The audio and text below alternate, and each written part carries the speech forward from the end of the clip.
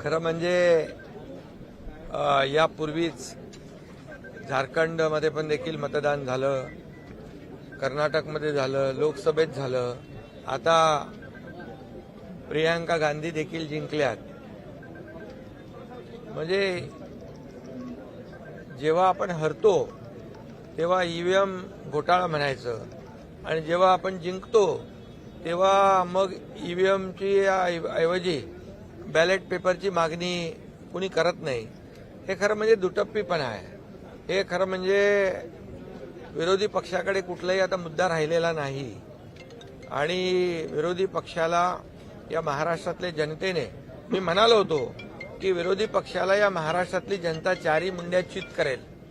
आमच्या लाडक्या बहिणी, लाडके भाऊ, लाडके शेतकरी, लाडके ज्येष्ठ सर्व घटकांनी या राज्यातल्या विरोधी पक्षाला त्यांची जागा दाखवली.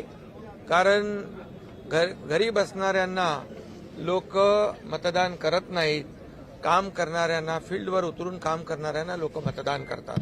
हे या निवडणुकीने दाखवून दिलेलं आहे. लोकसभेची आकडेवारी आपण जर पाहिली तर महायुतीला 2,48,12,627 मतं आहेत. म्हणजे 43.55% मतदान झालं आणि आम्हाला जागा मिळाल्या 17 आणि महाविकास आघाडीला 2,50,00,000 म्हणजे 2 लाखाचा फरक आहे आणि त्यांना मिळाली मतं, आम्हाला मिळाली 43.55% आणि महाविकास आघाडीला 43.71%, म्हणजे 15-16चा फरक आहे. आणि या पॉइंटमुळे आम्हाला जागा मिळाल्या 17 आणि महाविकास आघाडीला जागा मिळाल्या 31. मग हा ईव्हीएम घोटाळा झाला का म्हणायचा? मग तेव्हा त्यांनी कुठलाही ईव्हीएमच्या बद्दल आक्षेप घेतला नाही. आणि त्यामुळे आज काल मी आदरणीय पवार साहेबांचं देखील ऐकत होतो. त्यावेळेस त्यांनी म्हटलं की शिवसेनेला 79 लाख मतं मिळाली आणि 57 जागा मिळाल्या आणि काँग्रेसला 80 लाख मतं मिळाली आणि त्यांना 16 जागा मिळाल्या. कारण काँग्रेसनी जवळपास 100पेक्षा जास्त जागा लढवल्या, आम्ही 80 जागा लढवल्या. त्यामुळे कमी जागा लढवल्या आणि त्यांनी जास्त जागा लढवल्या. त्यामुळे शेवटी हे प्रत्येक मतदारसंघ वाईज वेगळं वेगळं गणित आहे. हे किती मार्जिनने कोण निवडून आला, कोणी 1000 मतांनी निवडून आला. आता आमच्या 8-10 जागा 1200 मतांनी आम्ही हारलोय. मग त्या निवडून आल्या असत्या तर आमच्या 70 जागा झाल्या असत्या. मग 79-80 लाखामध्ये 70 जागा, मग याच्यावर तर मोठा आक्षेप घेतला असता. परंतु मी आपल्याला मुद्दाम या ठिकाणी सांगतो, लोकसभेमध्ये शिवसेनेला 73,67,674 मतं मिळाली आणि एनसीपीला 58,51,166 मतं मिळाली. पण आम्हाला मिळाली 73 लाख आणि एनसीपीला मिळाली 58 लाख आणि आम्हाला मिळाल्या 7 जागा, एनसीपीला मिळाल्या 8 जागा. मग तिथे ईव्हीएम घोटाळा झाला का? हा देखील माझा सवाल आहे. त्यामुळे एवढंच मी या ठिकाणी सांगतो की ईव्हीएम वर आक्षेप घेणं, मग तुम्हाला विजय मिळतो, तुम्हाला जेव्हा जागा जास्त मिळतात त्यावेळेस ईव्हीएम चांगला असतो आणि जिथं जेव्हा पराभव होतो तेव्हा ईव्हीएम खराब असतो.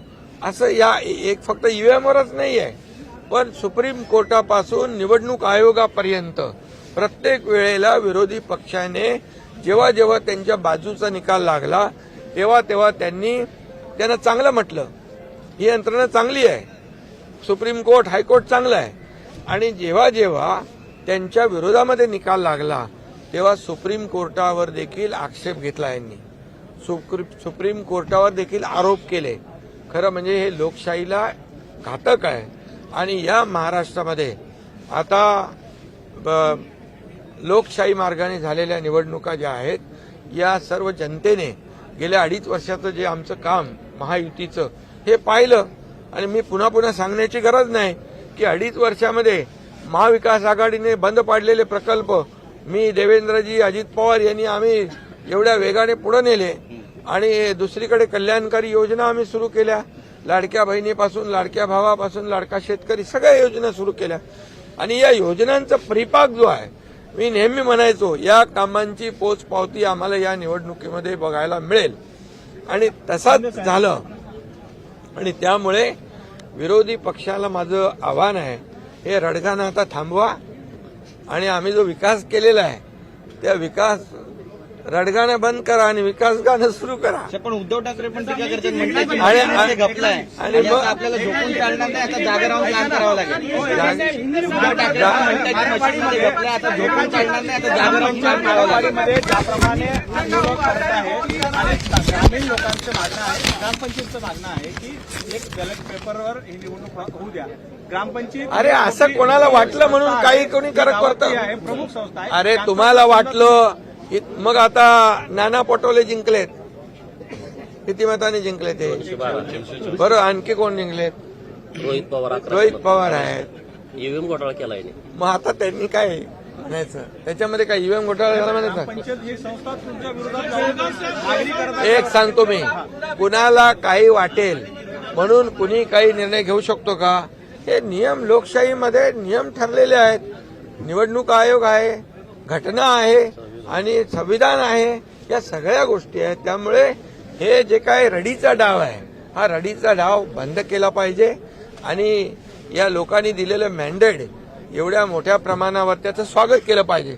आता मला सांगा, काल शपथ घेतली नाही, ईव्हीएमचा आक्षेप, मग आज शपथ घेतली, मग ईव्हीएमचा आक्षेप दूर झाला का असं म्हणायचं? आणि म्हणून हे सगळं फक्त गेले 2.5 वर्ष आम्ही हेच पाहतोय, आरोप. आता जनतेने मॅन्डेट दिले, आता तुमचे म्हणजे आता बोलण्याला काय संधी आहे तुम्हाला?